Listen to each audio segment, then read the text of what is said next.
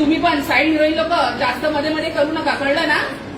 हा, धमक्या बिमक्या दिल्या ना, तर तुम्हाला मी धमकी देईन ना, तर चटीत मुताल इथे, समजलं का? धमकी बिमकी द्यायचं काम नाही येते. तुम्ही लोक स्टुडंट आहात, स्टुडंट सारखं राहा. आम्हाला हे विषय वाढवायचं नाहीये, म्हणून तुम्हाला आता शांततेने घेते. तुम्हाला बोलल्यास तर तुमच्या घरच्यांना बोलवा येते.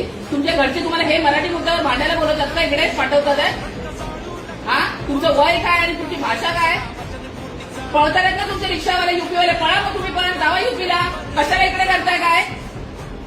जाऊन तुमच्या युपीवाले रिक्षावाले परत मुंबईत येतात, तिथे रोजगार नाहीये. आता येऊन मराठी शिकतात आहे, हे जरा बघा. इंस्टाग्राम तिच्या रीलवर तुला बोलण्याचा अधिकार नव्हता. तिने पर्सनल रील टाकली होती. तिची स्टोरी होती की नाही? तिने तुला स्टोरी पाठवली का? तुला तिने रील पाठवली नाही ना? मग तुला तिच्यावर कमेंट करायची गरजच नव्हती.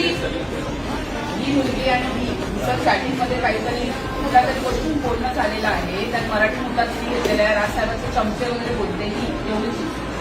आता हिला काठवड्यात फोडायचं का काय करायचं तुम्ही सांगा.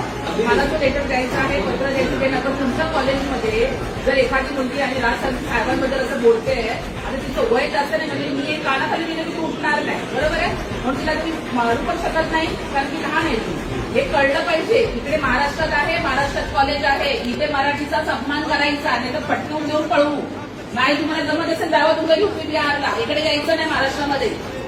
की कुठल्या मुलीला एका मुलीबरोबर तिचा वाद झालेला आहे, दुसरी तिला सपोर्ट करते, तिसरी सपोर्ट करते, मग तिसरी सपोर्ट करणं तर आम्हाला इकडे यावं लागतं.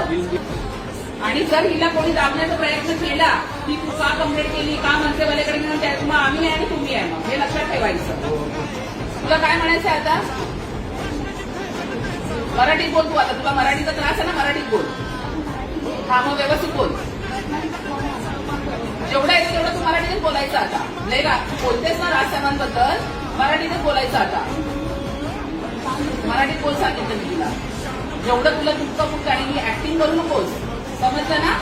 तोंड खरं सरळ ठेवायचं, नीट बोलायचं, मराठीतच बोलायचं. तू आता तिच्याशी तिची माफी मागायची, नंतर तुमचं कॉलेजमध्ये जे होईल ते होईल. आता तिची तू माफी मागायची नाही तर तुमचं पॅरेंट्स नाही तर बोलवा, मी बसायला तयार आहे 4 तास, मला काही प्रॉब्लेम नाहीये.